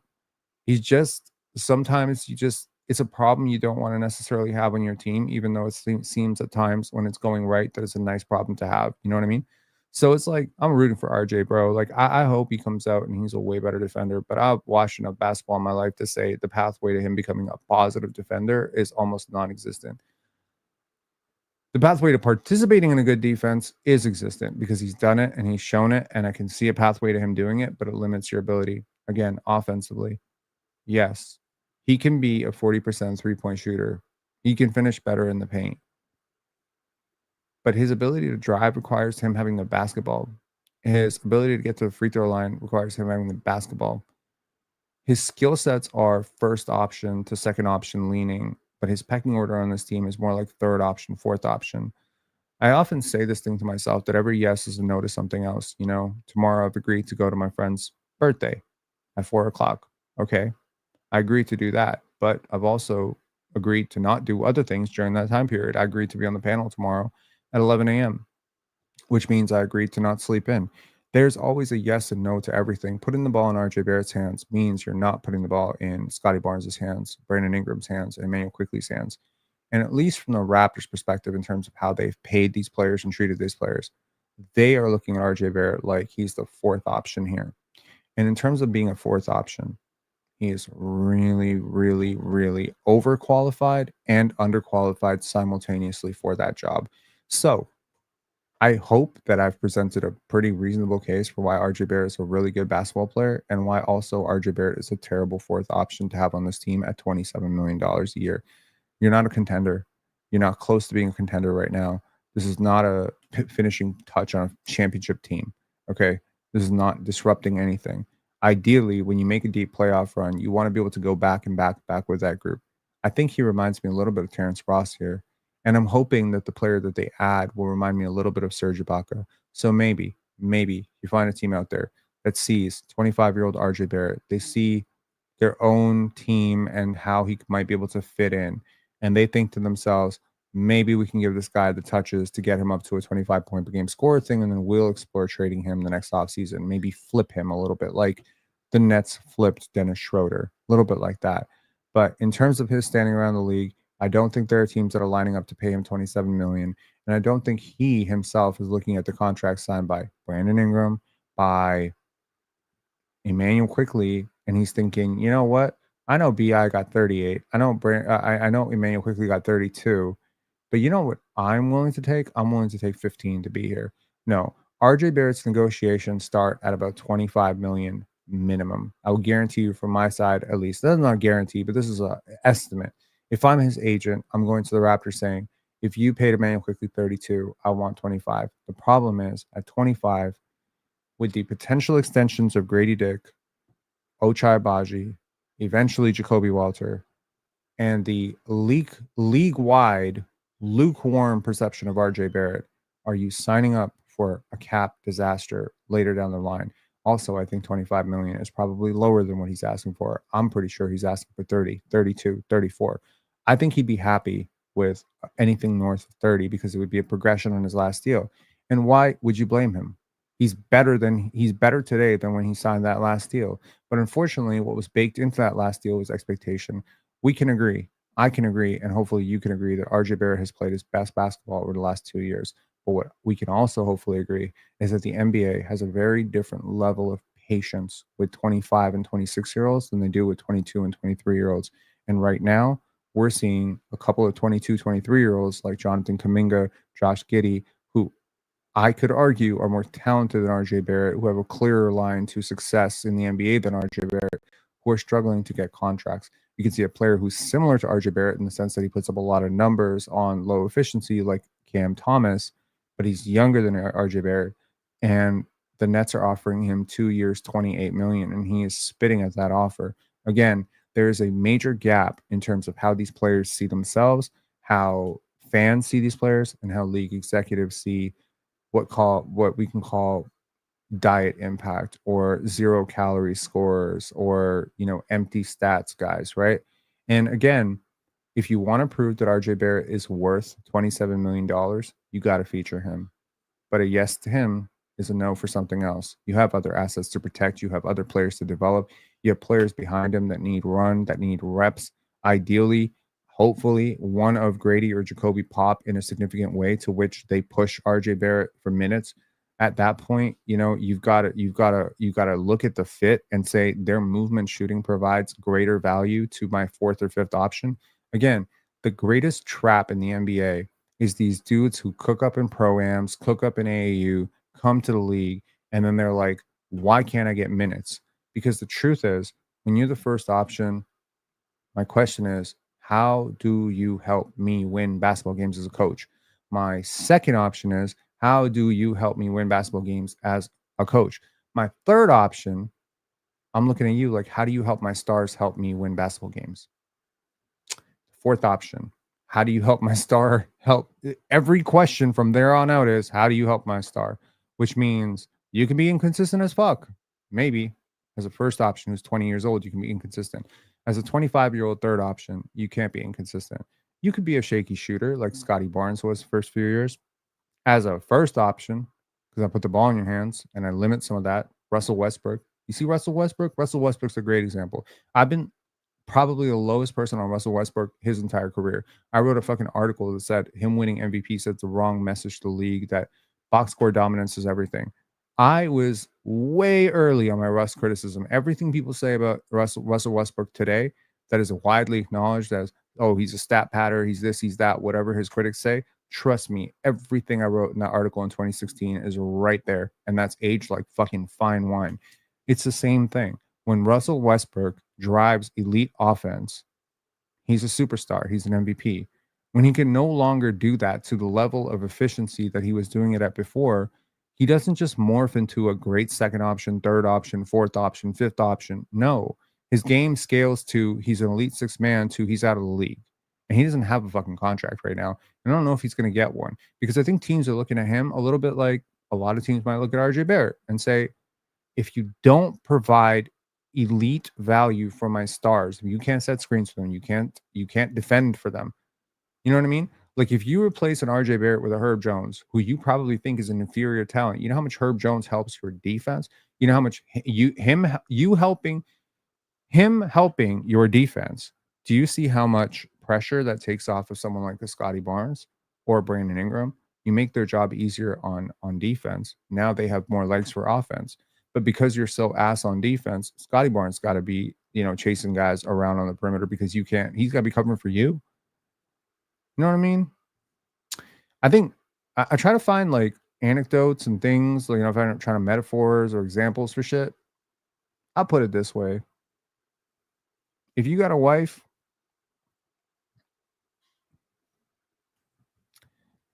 there's a standard of shit that you're going to take, But if you got a side chick, you're not putting up with bullshit, bro. You're not putting up with bullshit. You put up with a lot more bullshit from your spouse than you would from a girlfriend. And I'm not suggesting that you cheat on your partner. I was just trying to find something that I could tie to like that, right? There's different standards. You know what I mean? Like you could put up with some stuff with your main woman, right? There's some girl you're just talking to on the side and she starts flipping out. You're like, peace, change my number. I'm leaving the country. You're not doing that to your wife. That's the thing, right? People look at Scottie and RJ like they're equivalent. They compare them head to head. They say, well, one guy averaged 20, the other guy averaged 21. One guy shot 36%, one guy shot 31%, one guy shot 28%, whatever. You look at these guys as if the Raptors view them as equal assets. They're not being evaluated as the same. Their job might be similar on some nights. You might even argue RJ Barrett outplayed Scottie Barnes on some games last year, and I won't disagree with you. I think he did. He outplayed him sometimes. But Scottie's viewed as a franchise player. Scottie's viewed as the thing this whole thing is built around. And believe me, if Scottie Barnes does not progress by year 6, like we're going into year 5 right now, if year 6 comes and he's still shooting 28%, believe me, they'll start looking at him sideways too. They'll be like, you know what? 28%, shaky handle, stagnant. I don't think we can win with you, bro. Like, you better start thinking about third option stuff. At which point, Scottie Barnes becomes a $45 to $50 million third option. At which point, you'll look to trade him. Believe me, when he's no longer the main piece, he'll be a great second piece because he does all that secondary stuff. But if he proves himself at some point to be unreliable as a second piece, either unwilling, incapable, too lazy, like you realize, like he's not, like you get so little. An average player would fucking be run out of the league so fast they pull the shit that Zion has pulled. But because he is such a fucking mega talent as a star, Zion Williamson is given endless leeway. Endless leeway. Jonte Porter got destroyed from the league. Like they banned him for life. LeBron James ain't getting that treatment, bro. So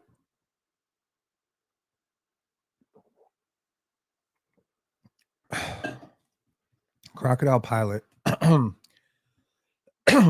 said, I like when Scottie changes his hairstyle. Huh. Interesting. Okay. I want to talk about this mix and why I made it. So, a really long time ago, in a galaxy far, far away, I was a teenager and I was learning a lot about hoops. Now, I've watched basketball my whole life, I played basketball my whole life, but I really, really, really got into basketball when I was like 10, 9, 10. And one of the ways that kids in the 90s and late 2000s got introduced to players was through mixtapes. shout outs to you if you guys remember the N1 mixtape tour, but you got to learn a lot about basketball. Every mixtape would drop. You'd be like, oh my God, you see Skip, you see this guy, you see that guy. And it was really cool. So got to meet a lot of players for the first time, got to see a lot of players for the first time through mixes. And while some mixes were rather unimaginative, just a compilation of dunks and layups with no thought to melody, storytelling, or whatever, there was a very interesting individual that I would give a big shout out to because he is my hero. Okay. His name was Vincent Da. Shout outs to you guys if you remember Vincent Da. He made some of the coolest mixtapes of all time. It's sad as hell that they are uploaded for the most part in, 360p, 420, 480p. His videos, unfortunately, because of YouTube content back then, like I'm gonna actually find it. Hold on, I'm gonna find the channel. He had some of the coolest mixtapes of all time. My point is, it was amazing. One of the tapes that stuck out with me was Kobe Bryant, A Man Apart. And this it blew my mind how good this tape was. He has a lot like this. Like if you search it, you'll find it. It's the first view. It's like from 16 years ago. It says expired pineapples. That's the video. I'm gonna show it to you guys. Hold on 1 second. So this is the video right there. You can see it right there. And he has like a bunch of videos on his channel that are just dope. He is arguably the best mixtape creator of my lifetime. He ended up working for Ball His Life. He does a lot of shit from them. I mean, he has a view. He has one on the Lakers. It might be like one of the greatest mixes ever. My point is, like this guy, he had a creativity and a vision to storytelling, which was awesome to me. His cuts were awesome. It made you really like fall in love with players. And I always loved how he was able to do that. That to this day is my favorite Kobe Bryant mix ever. It's so good, man. It was covering around the time when he had the RAP, allegations in Colorado, where his life was falling apart, and it just perfectly encapsulated and it blended with this amazing movie, Man on Fire, starring Denzel Washington, which I just rewatched yesterday. And I always wanted to make a mixtape like that, but the truth is, even through all of my mixtapes that I made as a kid, and believe me, I have a lot, and I'll share some of them with y'all. I have shared some of them with y'all. I never quite got to that level where I was like so proud, like Vincent Daw would be proud of this, right? Until 2 days ago. So I realized looking around the internet that I don't think Scottie Barnes has a good mixtape. I'm gonna be honest. I mean, maybe like his Ball is Life, Mom Birthday, mixtape was pretty cool. He doesn't have a lot of great mixtapes.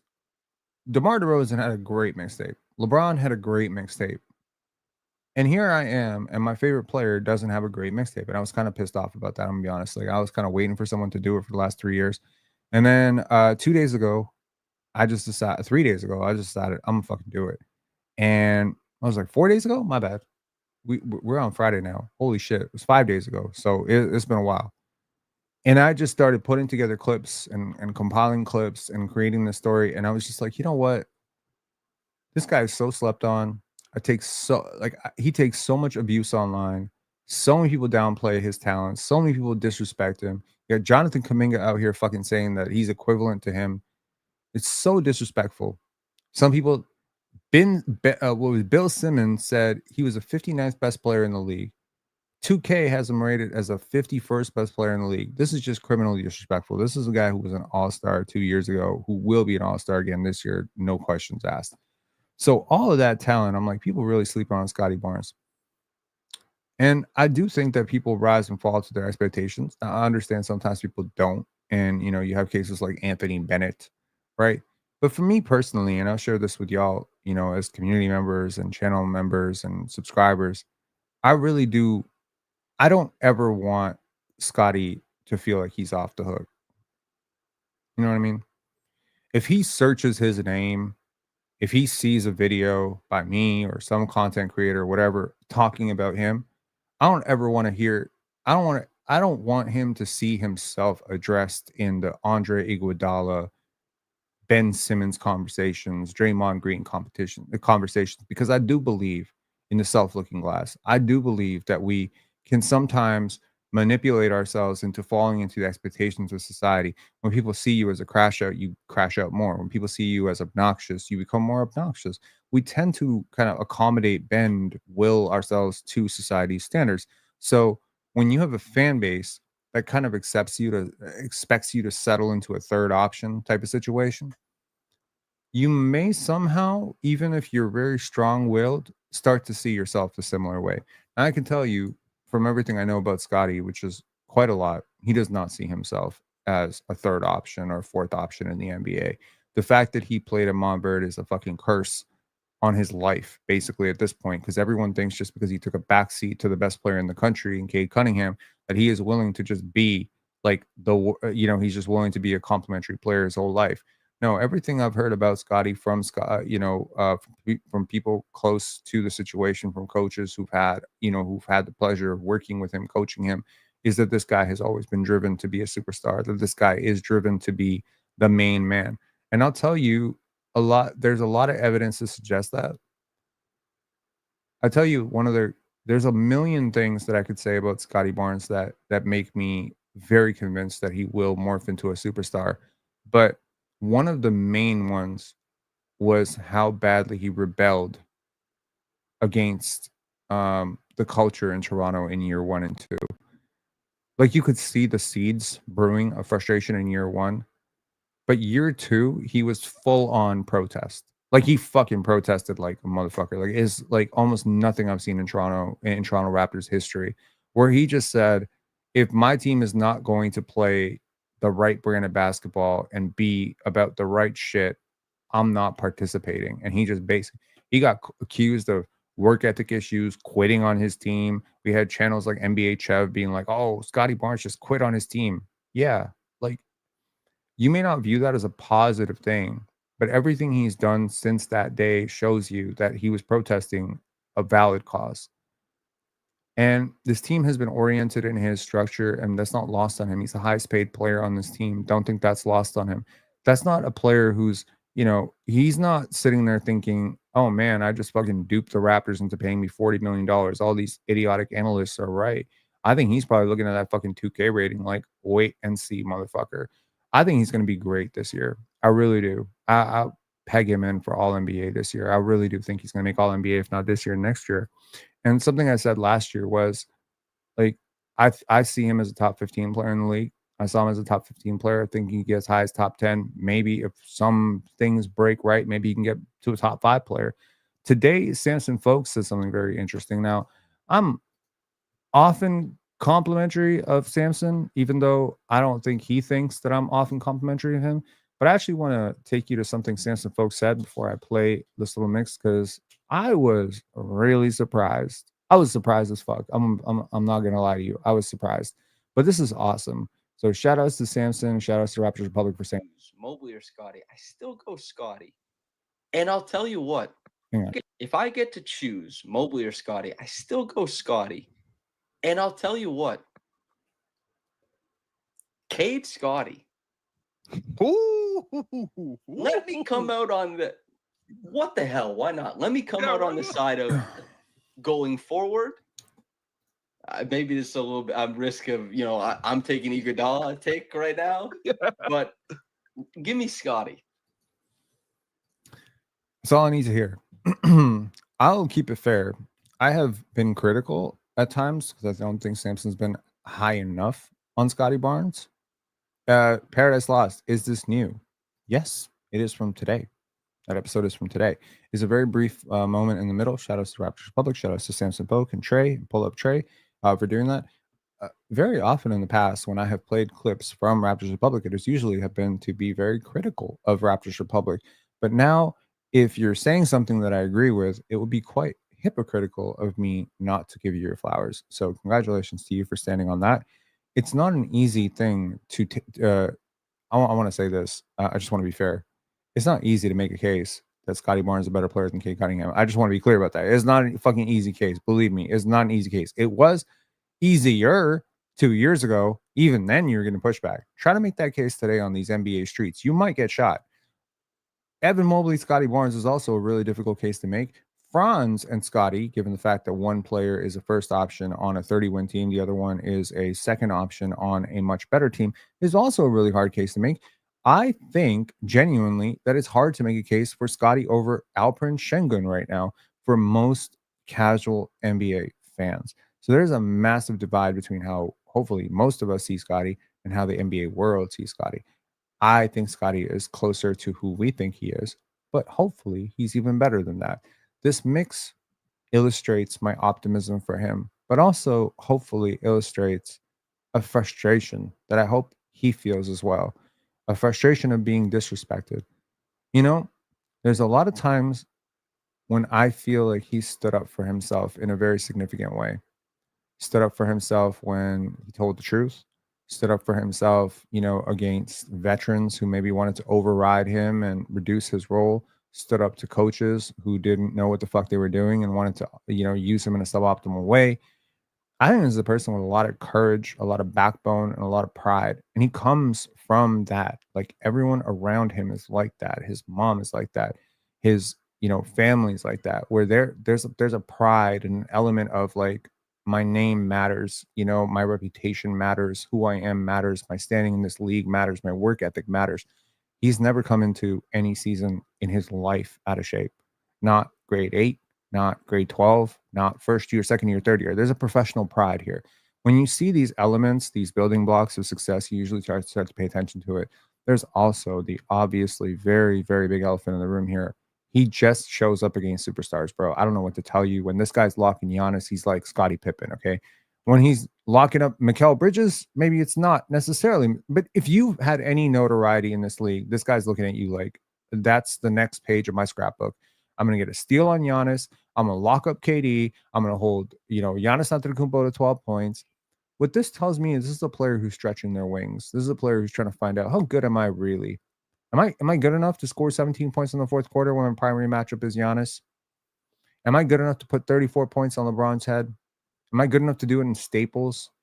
Or crypto.com arena or whatever the fuck they call it? Am I good enough to go band for band with KD? Am I good enough, to storm the second half big comeback win against Wemby? This hyped rookie. How he looks at there's certain things you can just put your clock by, and him guarding Cooper Flag on the first possession of the game against Dallas is like, you can lock that up. He's going to do it. Of course he's going to do it. Cooper Flag came in all this hype. Who the fuck is this guy? Winners play like this. Magic was like this. Jordan was like this. Kobe was like this. LeBron's like this. There's a competitive fire that exists in players. So I hope that this video, if it ever reaches him, and a lot of people close to him have seen the video, so hopefully somebody sent it to him. I hope that this video hypes you up. I hope that, a lot of people who are messaging there are like, I'm so hyped. And all the responses that this video got were like, oh my God, I'm so excited, blah, blah, blah. I can't wait for him to shut everybody up. But I also think that there's a storytelling element here of a disrespected star player who's been slept on, who has maybe a lot of people on his hit list of people who need to pay for the disrespect. So without further ado, I give you Scottie Barnes, a man on fire. For those of you who watched the video, please understand, I appreciate you watching it the first time. I'll double appreciate you watching it a second time. I'll really appreciate if you go over to that video originally and watch it again after that. I'll appreciate if you have some fish that you want to run this video on loop for all night. I hope this gets out because honestly, this video expresses why I'm so high on him. I'm high on him because I think he's a lot better than people realize. People don't watch him play. I know this. I know people don't watch him play. When I talk to people who are NBA analysts or whatever from Denver or Atlanta, I feel like, be for real, bro. Word to God, word to the Bible. How many Raptor games you watched last year? Like 4. Then how are you making such dedicated views on Scottie Barnes? Because you read his basketball reference page and you saw 29%, 28% from 3, and he wasn't a good shooter to begin with. There's like people saying that he's been regressing for 4 straight years. There's really people who say that, even some of the comments, they're just like, oh, I really hope he shows up. He really hasn't shown up the last 2 years. So like, you realize he became an all-star like 2 years ago? Like, what are we doing here? So I don't think people are watching. I don't think people care. I don't think people were all that high or saw him as a superstar. But I'll tell you one person who sees himself as a future superstar, and that's Scottie Barnes. And there's a lot of people around him that feel that way about him. And, again, once in a while, I do revisit some of the ideas and thoughts expressed in that interview with his trainer, Brian Macon. And I think about that and the comparisons, at least we were talking about, were Luka, Tatum, Anthony Davis. We were never talking about the Karis LeVerts and the Andre Iguodala's of the world. Nobody around him, not his coaching staff, nobody who's coached him has ever seen him as that level of player. Players around the league don't see him as that level of player, but some people in this fan base see him as a third option or a fourth option. So I hope this video is for you to remind you that, yeah, the man can dribble. Yeah, he can create. Yeah, he can shoot a little bit. Yeah, he's a pretty powerful athlete and a great dunker and a great defender. And unfortunately, when you're 88th percentile at almost everything in basketball, you don't really break through until you do something really well. If Scottie becomes really great at finishing, really great at handling, really great at passing, really great at defense, one of these things is going to become an A+ skill. Maybe two of these things become an A+ skill, and now you're a superstar. Like, you're a household name. Anthony Edwards has weaknesses. Shea has weaknesses. Luka has weaknesses, but they also have dominant traits. Scottie needs to find his dominant trait, and I really hope he finds it this offseason. I know he's motivated. He's talking all nonsense on X, saying, like people on this app don't really watch basketball or whatever he said, and that, lock in, we're going to make the playoffs. I believe him. I think the Raptors are going to make the playoffs. Let's check out this video, and shout outs to Vincent Daw for inspiring me to make this video and being, one of the best all-time mix makers. And shout outs to me for deciding to spend 18 hours editing this up. If you think like, wow, this feels like there's a lot of thought that went into it, believe me, I was a little bit rusty with the editing, so it took a lot longer. But yeah, it took a lot of stop and start. I had a first version done like 8 hours. I watched it probably 50 times to get the rhythm right. And even till this day, I'm like, I wish I'd included that fucking dunk against Miami, the breakaway dunk. I really wish that I'd gotten that dunk in. That would have been great. So I hope this video does do well. I'll talk to y'all later. Thank you again to all of our new members. Again, I want to give a big, big, big shout out to our VIP members, Susan Garrett, Springer, Stanley Kurian, and Pepperjack. I'm going to shout you guys out. I'm going to try to do VIP member shout outs every single week. I really do appreciate it. It's awesome. Yo. All right. Scottie Barnes, a man on fire. Leave me alone.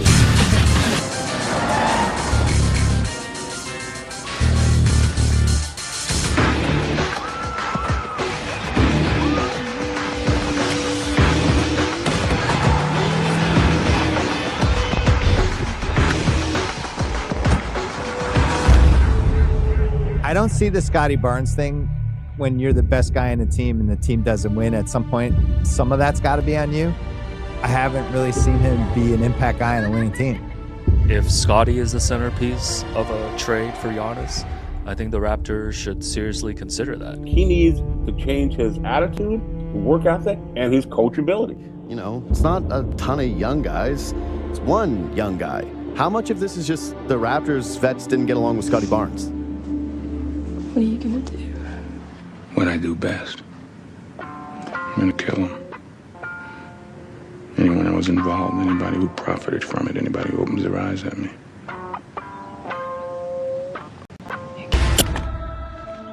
Forgiveness is between them and God. It's my job to arrange the meeting.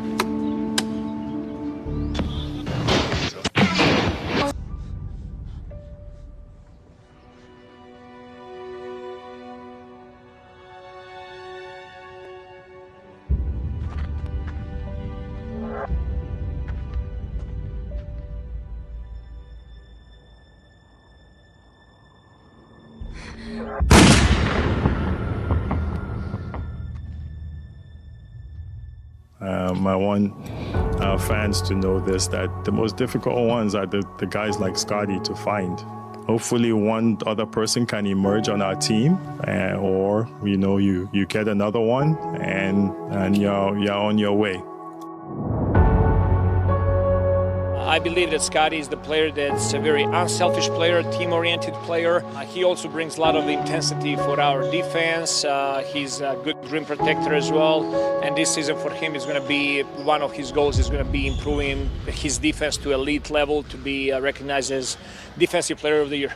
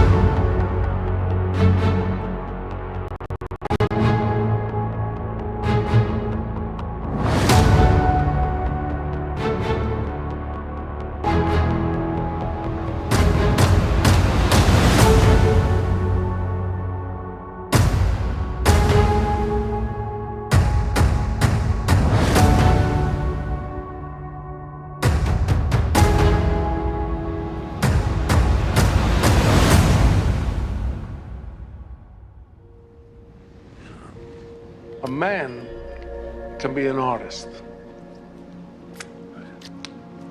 And anything, food, whatever.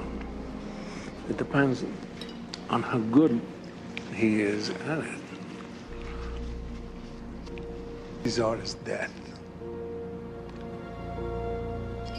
He's about to paint his masterpiece.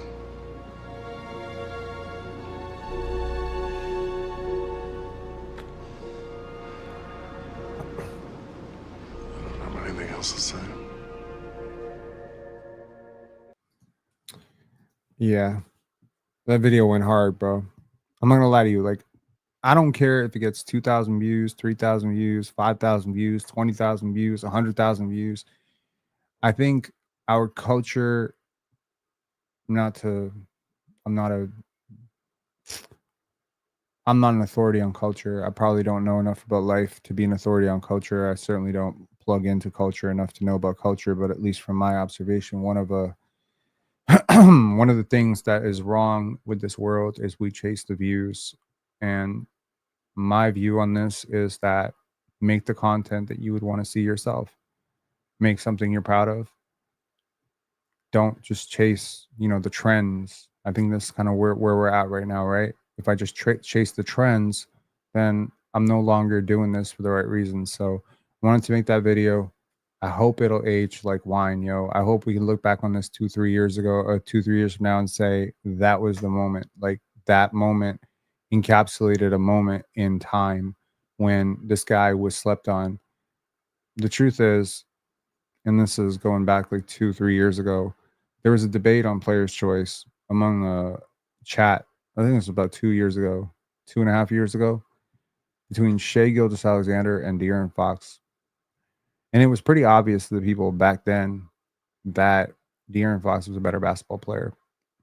I think it was partially because the Kings were coming off like a really big winning season, and Fox was seen as such a huge part of that turnaround, and Shai was on a losing team. And there's nothing that's going to crater your value in NBA circles more than being on a losing team. People usually assume, as Bill Simmons did in that clip, with the receipts. To those people who don't know, the receipts, that part of the video, the first was Bill Simmons. The second was Alex Wong. The third was JD Bunkus. Wait, did I miss one? There was Doug Smith in there talking about work ethic. These people perhaps correctly assume that any player who's playing as much a bigger role as Scottie has to do something with his team's lack of success. But the truth is, there's a tried and proven, rule in NBA, in the NBA, which is typically young players don't drive winning. Right now, this is the debate raging with the WNBA and Paige Beckers. I think Paige Beckers is one of the 15 best players in the NBA, in the WNBA right now, but she's on a losing team. And even yesterday, when she put up 44 points, which is, by the way, a rookie season record. And the last time a rookie scored 44, it was 1997, the inaugural season, where it was Cynthia Cooper who scored, and she was 34 years old when she did it. Paige set all sorts of history against the LA Sparks yesterday, but people can't look past the fact that she's on a 9-win team. Is she the reason they're a 9-win team? I don't think so. Can Scottie Barnes be a starter on a 65-win team? Hell yeah. Not as a first option, though. You hope that this works out so that he is your Jokic, your Giannis, your SGA. But if worst case it doesn't work out, he has so many paths to success where he is your Anthony Davis or your Scottie Pippen. Finding Michael Jordan ain't easy, but building a team around Scottie Pippen ain't the worst thing in the world either. So I say this to say that good luck, Scottie. Good luck, the Raptors. I'll be very curious to see how this RJ Barrett situation plays out. I don't think it's going to get ugly. I certainly don't think he's going to, struggle mightily.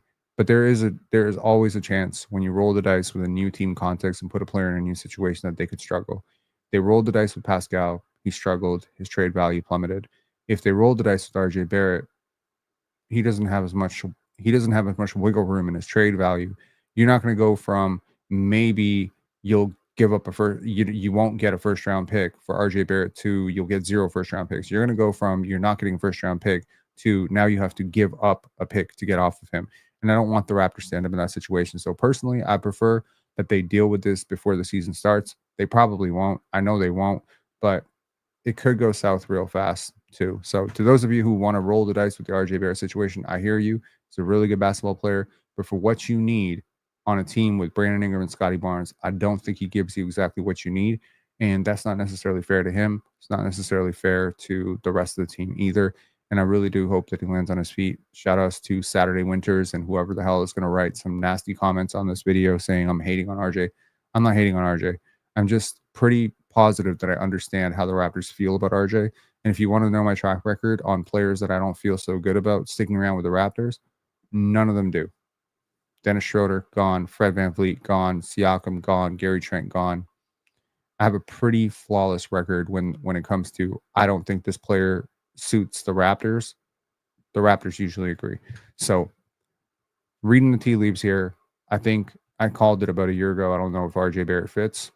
Seems the Raptors agree. We'll see what nets them. My estimation and my prediction on this is you'll probably deal him at the deadline with a couple of picks attached for an upgrade.